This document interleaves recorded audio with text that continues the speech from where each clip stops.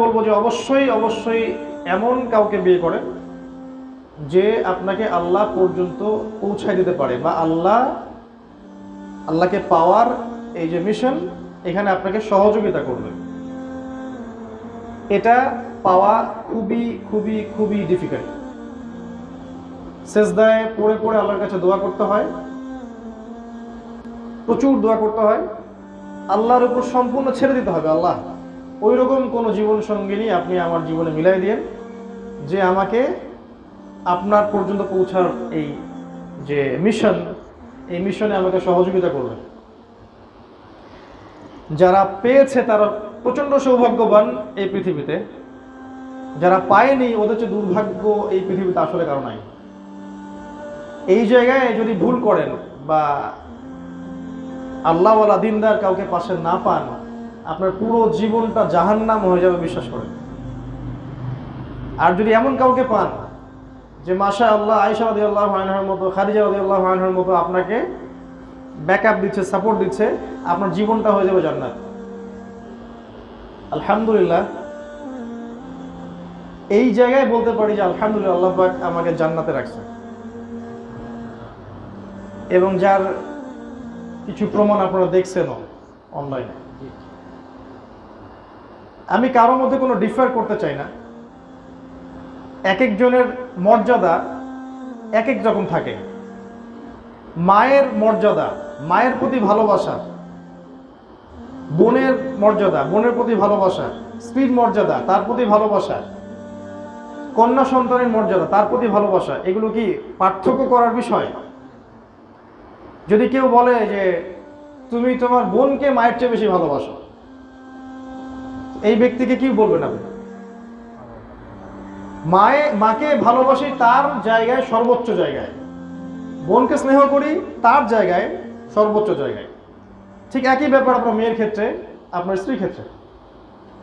Differ করতে চাচ্ছি না, বাট আমি বলবো যে আল্লাহ রাব্বুল আলামিন আলহামদুলিল্লাহ ইন্ডিভিজুয়ালি আমাকে এই নিয়ামতটা দিয়ে ধন্য করছেন যে আল্লাহ পাক আমাকে এমন জীবন সঙ্গিনী দিয়েছেন আলহামদুলিল্লাহ, যারা আমাকে আল্লাহর পথে চলতে, এগিয়ে যেতে সাহায্য করেন। এই জায়গায় কখনো ভুল করেন না, ইস্তেখারা করেন, আল্লাহর কাছে চেয়ে নেন। কখনো সম্পত্তি দেখতে যায়েন না, কখনো রূপ সৌন্দর্য দেখতে যায়েন না, কখনো বংশকে সবচেয়ে বেশি প্রাধান্য দিয়েন না। যদি তিনটা ভালো থাকে আলহামদুলিল্লাহ, তিনটা যদি নাও থাকে, দুইটা থাকে বা একটা থাকে, আপনি দিনদারিতাকে প্রাধান্য দেন, আর কিছু দেখেন না, ইনশাআল্লাহ আপনি জিতবেন। আর যদি অন্য কিছুকে প্রাধান্য দেন, আপনি হেরে যাবেন। এই জায়গায় আমাদেরকে ভুল করা যাবে না। আমি যুবকদের এই কথাটা এই জন্য বলছি যে বহুত পরিবার এখন এরকম প্রবলেমসের মধ্যে সাফার করে। এই জন্য আমি এই টিপসটা দিচ্ছি যে কখনো দিনদারিতা ছাড়া অন্য কোনো কিছু দেখবেন না। আপনি দিনদারিতাকে প্রাধান্য দেন, আল্লাহ পাক অন্য দিক থেকে আপনাকে দিয়ে দিবেন, ইনশাআল্লাহ দেখবেন। আর একটা বিষয় হচ্ছে, শয়তান খুব প্রচণ্ডভাবে লেগে থাকবে পরিবারের মধ্যে ফাটল সৃষ্টি করার জন্য। এবং আপনার স্ত্রী, আপনার সন্তান, আপনার পিতামাতা, ভাই বোন, এদের মধ্যে একটা দূরত্ব সৃষ্টি করার শয়তান সবসময় বেশি চেষ্টা করবে। কারণ সে জানে যে পরিবার যদি ভেঙে ফেলা যায় তাহলে আপনি আর আগাতে পারবেন না। যে মানুষটা পারিবারিক জীবনে সুখী না, সে কখনো দিনের কাজ করতে পারবে না। এটা বিশ্বাস করেন? পারিবারিক জীবনে যে ব্যক্তি সুখী না, তার দ্বারা কোনো কাজই সম্ভব না। আর তার ভিতরে অলওয়েজ টেনশন।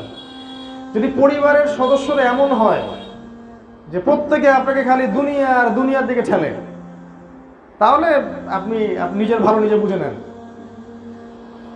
এখনকার ম্যাক্সিমাম পরিবার এরকম, খালি দুনিয়া আর দুনিয়া। মানে ছেলেরা হচ্ছে এখন টাকার মেশিন, আর প্রয়োজন পূরণ করার মেশিন। মায়ের প্রয়োজন পূরণ করো, বোনেরটা পূরণ করো, স্ত্রীরটা করো, সন্তানেরটা করো, অমুকেরটা করো, তমুকেরটা করো। নিজের আর আল্লাহকে ডাকার সময় থাকে না, তাই না? এরকম হচ্ছে না?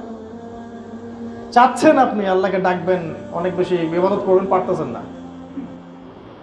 এরকম যদি হয় বস্তুবাদী পরিবার, তাহলে নিজের ভালো বুঝে নেন, নিজের ভালো বুঝে নেন।